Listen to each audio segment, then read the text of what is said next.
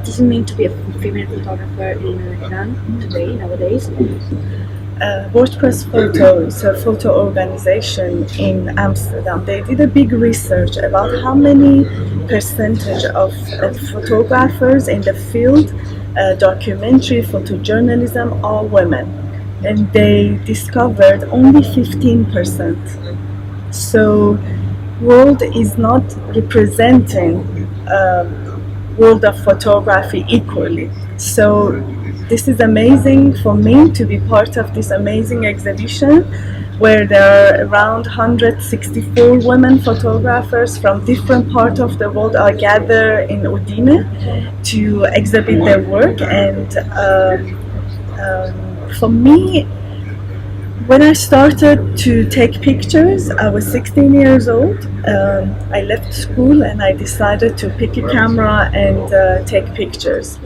In that time in Iran, I'm talking about 1995-6, there were only 4 or 5 professional women photographers. So it was amazing for me to see how few women photographers are working professionally in the field, in the newspapers, in the magazine. I decided to continue. I loved photojournalism.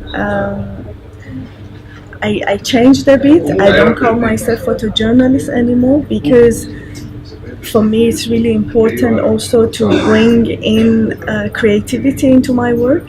So I say it's a bridge between art and documentary, my work. Nowadays in Iran, there are a lot of women photographers. Every day more and more women that are joining the field of photography. They come in and they start working. But once again, they are not equally represented in the media. So it means there are very few women working as a professional photographers and make money through photography in Iran, which we are, many women now, we are thinking how we can solve this problem.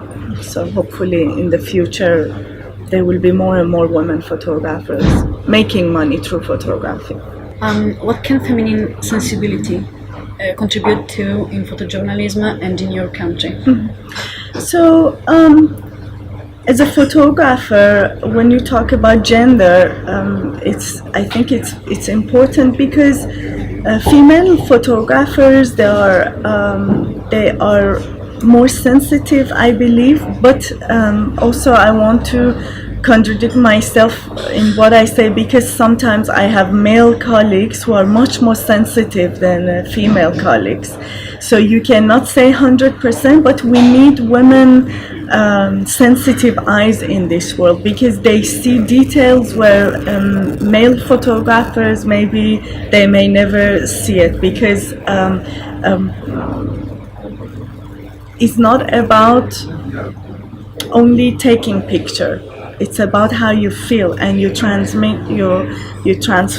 your feelings and your sensitivity to the images. So I think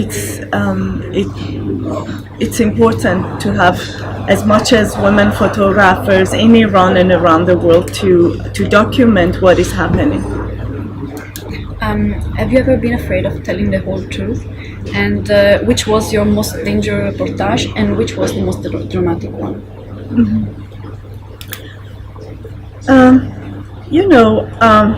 In Iran, from the day we are going to school, even before, we are learned to do self-censorship. So for me as a photographer, as an artist, how I feel now in the age of 36 is that what if I would not do self-censorship? So still this is in my brain and every day I'm questioning myself. Yes, many times I really need to talk about something, but it's not possible for me. Culture-wise, political-wise, so I find a way like Iranian cinema, we talk with the poetry in our work. And poetry, in a way, I feel it's to bypass the censorship and to bring a message across. One of the most dramatic picture I could take, but I didn't, and I wrote about it, and the essay called 1,000 words for a picture that I never took.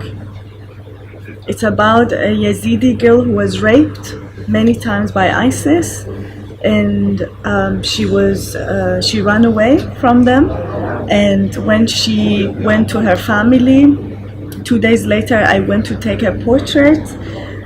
She didn't want her portrait taken because she said, why you want to take my picture? What the world is gonna do for me? What is gonna be different after you taking my picture? So she didn't want her image taken. And when I was leaving the house, it was half-built house where many Yazidi families that were living there, contemporary.